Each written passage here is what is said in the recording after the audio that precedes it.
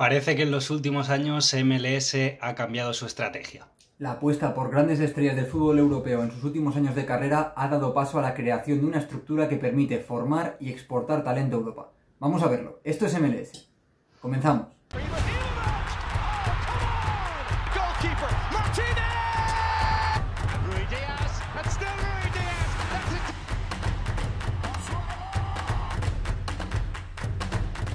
Hola a todos, bienvenidos un día más a Esto es MLS, la casa del soccer en español. Hoy traemos un tema muy interesante y nos hemos rodeado muy bien para tratarlo, y es nada menos que el tema del modelo deportivo de MLS, un poquito hablando en general de la estrategia que están siguiendo las franquicias a la hora de conformar sus plantillas y hacia dónde se dirige el soccer de alguna manera. Para hablar de este tema tan interesante, contamos con Enrique Durán, un ya conocido en el canal, director de metodología de la academia de LAFC. ¿Cómo estás, Enrique? Muy buenas, ¿qué tal? ¿Cómo estamos, Rubén? Y con Iñaki Gonzalo, una persona que también ha trabajado mucho en fútbol formativo, también sobre todo a nivel de high school, conoce bastante bien el soccer desde dentro, sobre todo en etapas formativas, y nos puede también dar un poquito de perspectiva. ¿Qué tal, Iñaki? Muy bien, todo muy bien, gracias y encantado de estar aquí. Un tema muy interesante, ¿no, Pablo? Porque nosotros detectamos una tendencia en los últimos años que desde luego ahora se está haciendo bastante latente en Europa, sobre todo en las plantillas más importantes de los clubes más importantes, ¿no?, de Europa, como cada vez hay más presencia estadounidense, pero claro, todo esto parte de un cambio en el paradigma, ¿no?, en el modelo de las franquicias a la hora de establecer su estrategia de club. Así es, como tú decías, tampoco es que lo hayamos descubierto nosotros, simplemente es que lo comentábamos tú y yo un día, pero parece una realidad evidente. Ahora nos comentaréis vosotros, Iñaki y Enrique, pero parece algo más que evidente, y es que la estrategia en MLS ha cambiado en estos últimos años, ya no solo por lo obvio que es la formación desde las academias, todo ese talento que está aflorando ya, sino también en otro sentido, y es que el talento que no aflora ya también se está comenzando a fichar, o sea, ya ha dejado de ser esa liga de retiro, o sea, se está formando desde abajo, pero es que el talento que no se forma también se está fichando. No sé en ese sentido vosotros cómo lo veis, si quieres empezar tú en este caso, Iñaki.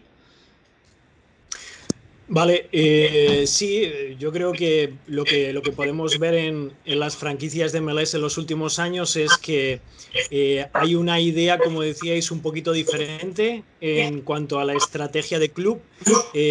Ya no se busca tanto el fichaje mediático por sobre todas las cosas, que trate de llenar los estadios, sino que se trata de buscar jugadores que ayuden al equipo, pero sobre todo que puedan crecer el equipo.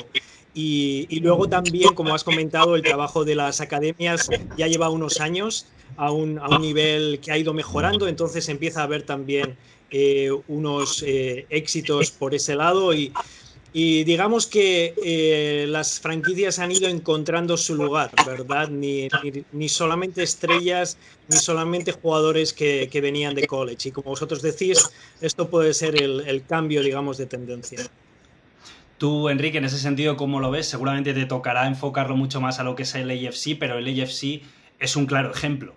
Sí, no, sin ningún tipo de duda, ¿no? Nosotros podemos tener nuestro fichaje estrella, que fue Carlos Vela, pero pese a ser un jugador que fue, dijéramos, la cara del club, vino con una edad que todavía era muy competitiva, con 28 años, lo que le hacía ser un jugador todavía muy aprovechable, dijéramos, para liderar el proyecto, ¿no? Por otro lado, la apuesta deportiva por parte del club se centró en jugadores jóvenes, jugadores del mercado sudamericano, que fueran capaces de dar ese toque de calidad que la plantilla podía necesitar, ¿no?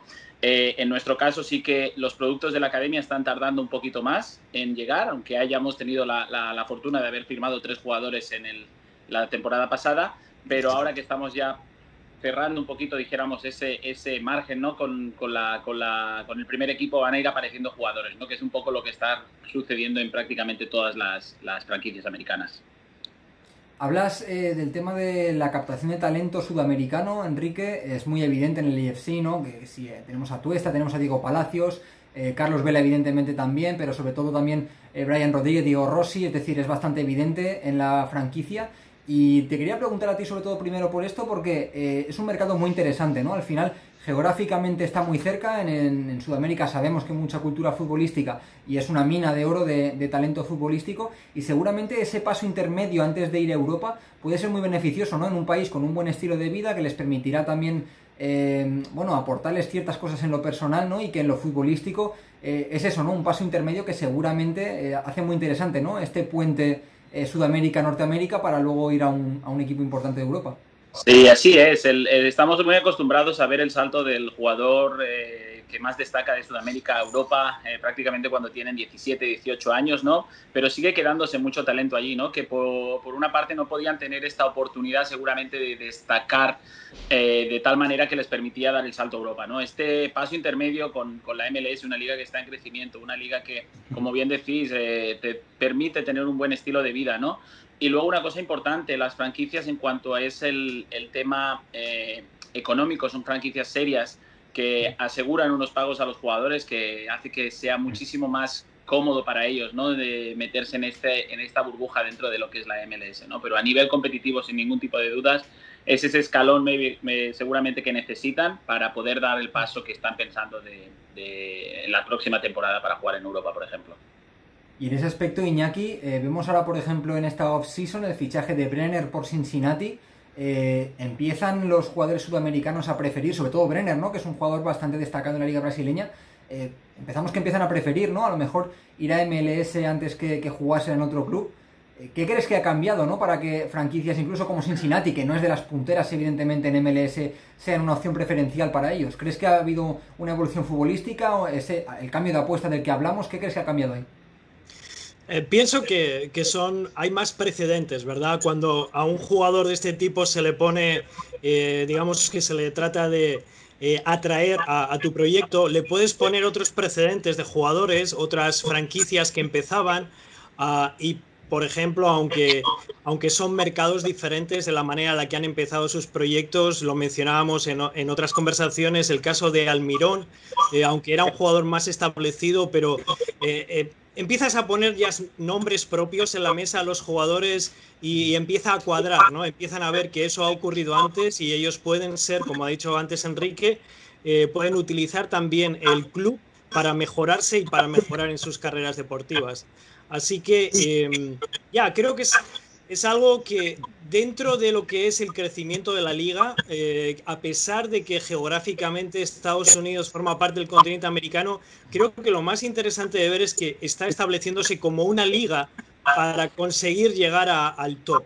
Y al final da igual que estés en Norteamérica o que estés en Sudamérica, es una liga que está creciendo en ese sentido y por eso es un lugar muy apetecible para estos jugadores que lo ven como un paso más dentro de su carrera deportiva. Yo creo que al final estaremos todos de acuerdo en que el cambio de paradigma está siendo una realidad. De hecho, comentaba Enrique que desde hace unos años MLS estaba siendo elegida por esos jugadores que tenían nivel suficiente para dar el salto desde Sudamérica, pero no el suficiente para llegar a una liga top europea y elegían la MLS. Pero es que incluso ahora, esos futbolistas que sí que tienen el nivel suficiente, como es el caso de Brenner, que lo querían, el Madrid para sus categorías inferiores, incluso el Barça, el Arsenal incluso para el primer equipo, el PSG para sus inferiores, incluso esos jugadores prefieren antes irse a MLS porque seguramente sea una liga que ha crecido en cuanto a nivel, en cuanto a profesionalidad, en cuanto a físico, que creen que igual pueden desarrollar esos últimos añitos o ese último añito que le queda de desarrollo para ya dar el salto de verdad a Europa y no jugársela tanto. Y luego también ha habido un cambio claro de paradigma, yo creo, en cuanto a esas superestrellas. Comentabas tú, Enrique, justamente, en vuestro caso, en el AFC, llega Vela, es una estrella, es una de las estrellas de la liga, pero no es ni comparable a los Ibra, a los Rooney, a los Villa. Entonces, está bajando el nivel de superestrella en ese sentido, seguramente porque ya no haga falta traer tanto público. No sé si estaréis de acuerdo conmigo en ese sentido, Iñaki, no sé a ti qué te parece este cambio de paradigma, si lo ves una realidad ya. Sí, es lo que dices. Al principio hemos hablado también en otras ocasiones de la necesidad que a veces tiene el soccer, fútbol americano, el baloncesto, el béisbol. Entonces, la cultura de la estrella, por otro lado, es algo de la manera en la que funcionan los negocios aquí en Estados Unidos y era algo casi como que se daba por sentado. Pero de nuevo, la historia más reciente, las 2 últimas décadas, ha demostrado como club, bueno, como franquicias, como el caso de Timbers, que me resulta más cercano de cuando vivía en Oregon. Es una franquicia que no ha tenido tantas grandes estrellas, sino que ha ido de una manera más orgánica formando sus estrellas que les han ido crecer, que les han hecho crecer. Entonces, Sí, sin duda, y eso también en Seattle y en otras franquicias. Recuerdo también la época en la que Sporting KC estaba funcionando muy bien. Un jugador como Roger Espinosa llegó allí y acabó instalándose y es casi un icono, ¿no? Entonces, se trata de que a través del tiempo también esos jugadores... ¿Puede ser que Brenner utilice esto como un paso, un trampolín en su carrera? ¿O puede ser que Brenner diga, yo voy a quedarme aquí a desarrollar mi carrera y a ser el jefe de la comunidad, ¿verdad? Y eso es lo que hace últimamente que la liga también puedan identificarse con esos iconos, ¿no? Y Iñaki, bueno, te quería preguntar a ti, luego, perdón, Enrique, te quería preguntar a ti, luego Iñaki, si te parece, también respóndeme tú, porque nos interesa mucho también tu opinión sobre esta pregunta, y es que estamos viendo que claramente el cambio de paradigma, el cambio de la estrategia en MLS es real, pero vale, este es el cambio, pero ¿cuál es el objetivo, Enrique? ¿Cuál crees tú que es el objetivo? ¿El objetivo es ser de por vida una liga exportadora de talento, mantenerse unos años en ese escalón, en ese nivel, y en un futuro ser una liga que atraiga talento y que se quede para siempre, como puede ser la liga italiana, la liga española? ¿O cuál crees que es el rumbo que toma MLS? Esta, Pablo, es una gran pregunta y con difícil respuesta a día de hoy. Es una liga que, sin ningún tipo de duda, está todavía creando su identidad, ¿okay? No tenemos que olvidar que nuevas franquicias continúan añadiéndose a la liga, claro, nuevos equipos. Igual algunas de las tendencias que estamos hablando ahora vamos a verlas reflejadas en clubs. Por ejemplo, te pongo Inter Miami este año, quizás sí que ha sido un club que ha intentado hacer algunos fichajes un poquito más mediáticos, pero sin ningún tipo de duda lo que la liga está intentando buscar es ser una liga de calidad que permita captar talento y a la vez exportar ese talento a aquellas ligas que realmente estén ahora mismo un pasito por delante de ellas, ¿no? Es muy importante para mí ver ahora como jugadores jóvenes, como los jugadores que mencionabais, dan el salto aquí porque están viendo que tienen oportunidades de seguir jugando con sus selecciones, están viendo oportunidades que tienen la oportunidad de jugar de preolímpicos y Juegos Olímpicos. Entonces, les permite estar en una competición de un nivel intermedio donde van a tener la oportunidad de desarrollarse, y yo creo que eso es al final lo que también van a buscar las franquicias, ¿no? Dar un buen balance entre lo que es lo deportivo y lo económico. ¿Qué opinas tú, Iñaki, en ese sentido? Porque, a ver, es evidente que es una liga que todavía se puede decir que en el momento en el que sean los 30 equipos, igual ya arranca de verdad y se busca un objetivo, claro, pero es que ni siquiera están todavía todas las franquicias. Entonces, ¿qué crees tú en ese sentido? ¿Cuál crees que va a ser el futuro más a largo plazo de la liga? Es que, como dice Enrique, en el caso del deporte americano, siempre el factor económico es más importante, ¿verdad? Más decisivo en la estructuración del negocio. Entonces, lo que ha dicho también Enrique, casi cada 2 años la liga continúa expandiéndose y esas expansiones a veces tienen efectos colaterales en, como decía Enrique, la identidad de la liga. Pero es cierto, y él es una persona mucho más autorizada para hablar de esto porque está de lleno en una franquicia que yo. Entonces, por un lado está lo que ha mencionado él, pero por otro lado es cierto que ya culturalmente algunas de estas franquicias están arraigadas en los lugares, ¿no? Hace un par de temporadas, por ejemplo, tuvimos el caso de Columbus Crew, la situación que hubo de si iba a de si iba a moverse, etcétera, y vemos ahora cómo está Columbus Crew deportivamente y la importancia que tiene la franquicia en la región, en el área. Entonces, eso es muy importante. Lo mismo, de nuevo, yo porque he vivido por ahí la situación que ocurre en el noroeste con franquicias como Timbers y Sounders. Esas son las cosas también que ojalá, al mismo tiempo que la liga continúa integrando nuevas ciudades y nuevos mercados, ojalá que continúe también estabilizándose por ese lado, ¿verdad? Y todo eso hará que siga creciendo. Y luego el otro aspecto que puede ser importante dentro de la economía es que la economía norteamericana parece un poquito más estable que algunas economías europeas. Desde luego. Y esas economías europeas, cuando tienen algunos problemas, puede ser países con gran arraigo futbolístico como Italia o España o otros, pues también estos jugadores tienen que seguir jugando, ¿verdad? Entonces, por ese lado creo que Estados Unidos y una liga cada vez más potente va a seguir también recogiendo cada vez mejor talento que ha jugado en Sudamérica o en Europa.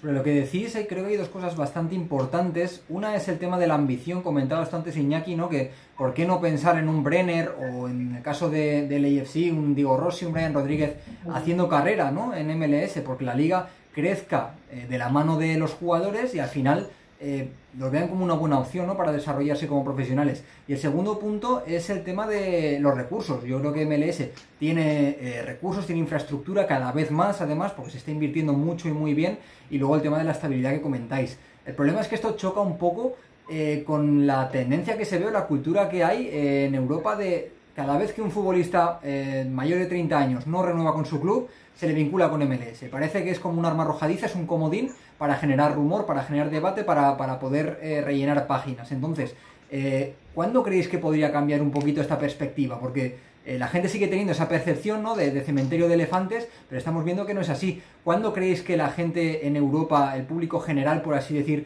puede empezar a tomarse la MLS como una liga verdaderamente competitiva y formadora y no tanto como una liga de retiro? Empieza tú si quieres, Enrique, y luego vamos con Iñaki. Mira, vuelve a ser una situación o una pregunta muy interesante, ¿no? Por ejemplo, tenemos el caso de Pato, que acaba de firmar ahora mismo por un salario prácticamente ridículo, ¿no? Se dan a veces este tipo de situaciones que van a hacer que estas posibilidades sigan abiertas o esas puertas sigan abiertas para jugadores que han pasado probablemente sus mejores años ya en el fútbol europeo. Pero al final yo creo que la idea que han establecido los clubes en este momento, en la cual el joven talento es el que va a captar la mayoría de espacios de lo que es dentro del roster, se va a imponer, ¿no? Yo creo que la tendencia va a ir cambiando con el paso de los años, y lo que hablábamos anteriormente es complicado porque la liga no tiene una identidad, porque la liga ha ido creciendo, porque la liga ha pasado de tener una fama de lo que decíais, ¿no?, de cementerio de elefantes, y poquito a poco la va a ir cambiando, va a intentar adaptarse y ajustarse a las necesidades que van a tener como liga. Yo creo que los general managers, los directores deportivos se han dado cuenta de que el tipo de sistema que estaban intentando implementar al principio o a los años, al principio, dijéramos, de la MLS no tenía el éxito que ellos esperaban, y han tenido que darle una vuelta a todo el proceso para intentar desarrollar los proyectos deportivos para proporcionarles no únicamente beneficio deportivo, sino también beneficio económico. ¿Tú qué crees, Iñaki? ¿Que la ambición, la buena inversión y los recursos que tiene la liga son suficientes para que en pocos años podamos empezar a tener otra percepción aquí en Europa de MLS? También eso, lo que ha dicho Enrique, una pregunta muy interesante. Yo creo que un papel importante lo va a jugar el US Men's National Team. El papel que tenga el equipo nacional de hombres, digamos, masculino, va a ser muy importante.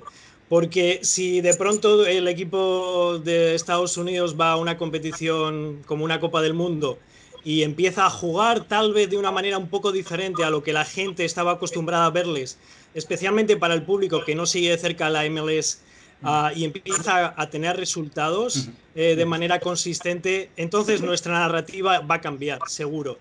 Y luego lo otro es lo que decía Enrique, si de pronto hay un jugador que está jugando en MLS, pero va a su selección nacional y lo hace muy bien en un campeonato también mundial, pues él va a ser todavía jugador, no sé, de Sounders o jugador de LAFC o jugador... Entonces vamos a empezar a pensar, el público en general va a olvidarse de eso y va a decir, no, they play well, ellos juegan bien y ya está. Y entonces yo creo que el equipo nacional ahora mismo hay una camada que tiene una pinta interesante, pero hay que ir poco a poco y no ponerles a ellos toda la responsabilidad, pero creo que eso va a ayudar bastante. Cuando un equipo de esos gane una selección grande a nivel en uno de esos campeonatos, los jugadores mismos van a decir, no, este es un equipo de verdad, los rivales. Entonces también los periodistas y el público en general, yo creo. Sí, yo estoy de acuerdo. Disculpa, pero con este tema estoy 100% de acuerdo con Iñaki. En el tema, sobre todo, en este caso, pongo el LAFC como ejemplo, ¿no? La pérdida de la final en la CONCACAF creo que fue un momento importante para el fútbol MLS, para intentar dar un paso adelante. Yep. Porque al final, por muy bien que hagas las cosas, por muy bien que intentes mejorar rosters, ideas de juego, si no tienes ese éxito a nivel colectivo, es bastante complicado, ¿no?, hacer cambiar la visión de la gente, ¿no? Es que al final, a veces nos tomamos a risa lo de, se dice lo del mundialito de clubes, la Chupitos Cup, no sé qué, pero al final, si el LAFC se planta en la final contra el Bayern, LAFC está el nombre en el panorama mundial. Yo lo he hablado muchas veces con Rubén, fuera de cámaras y en cámaras. Atlanta United fue uno de los campeones que más trascendió en Europa. O sea, al final son esas cositas, los grandes eventos mundiales. Hay 2 fechas marcadas en rojo en el calendario del fútbol de Estados Unidos, que es el Mundial de Qatar de 2022, que ya lo podemos anticipar, no va a quedar campeón, evidentemente. Pero bueno, Bélgica nunca ha quedado campeón de nada y de Bélgica siempre se habla. ¿Por qué? Porque al final juega diferente, tiene un fútbol vistoso, tiene buenos jugadores. ¿Y por qué no Estados Unidos puede ser eso? Otra fecha marcada en rojo es el Mundial de 2026. También lo podemos anticipar, es muy difícil que ganen el Mundial, evidentemente. Pero al final, siendo anfitrión, oye, Rusia se cargó a España en octavos de final en el pasado Mundial, siendo el anfitrión, y su estrella era Serisev. Al final, o sea, los nombres son los nombres, y yo creo que eso puede ayudar, no sé si estaréis de acuerdo. Imaginemos cosas chingonas, ¿no? Sí, yo por mi parte, en este aspecto, yo considero que, como bien dices, Pablo, es muy complicado que consigan hacerse con el campeonato, claro, pero ¿quién no recuerda la Bulgaria del 94, la Suecia del 94? ¿Quién no recuerda la Croacia del último Mundial?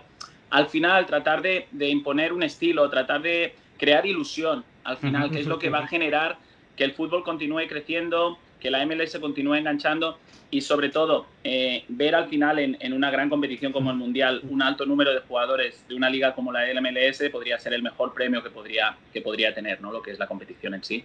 Así es. Y nos vamos a quedar con esa conclusión, ¿no? En pensar que realmente las competiciones internacionales, tanto a nivel de selecciones como de clubes, que hablábamos antes de la CONCACAF, del Mundialito, son un poquito el escaparate, ¿no? Sí. Es lo que trasciende, lo que llega a todo el mundo, y es lo que seguramente puede hacer un poquito que cambie esa percepción y se empieza a apreciar un trabajo que realmente ya se está valorando con los Weston McKennie, con los Serginho Dest, los Gio Reyna, los Christian Pulisic, etcétera, ¿no? Entonces vamos a ver si cambia un poquito esa percepción, y yo creo que los próximos torneos continentales son una muy buena oportunidad.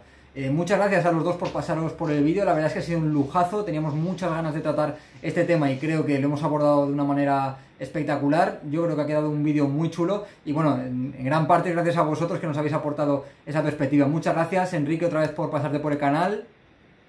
Muchas gracias a vosotros por la invitación y un placer como siempre. Y lo mismo digo, Iñaki, muchas gracias y cada vez que quieras esta va a ser tu casa. Vale, lo mismo, muchísimas gracias a los tres, un gustazo.